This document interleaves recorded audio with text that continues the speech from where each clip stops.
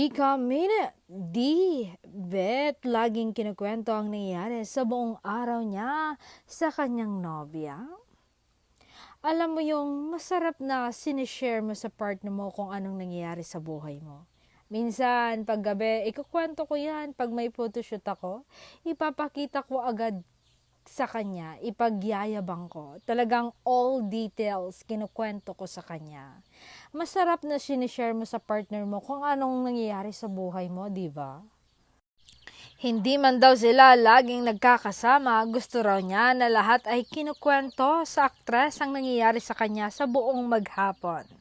Ayon pa nga sa aktor, sa buhay, kailangan ang hinahanap mo partner sa lahat ng ginagawa.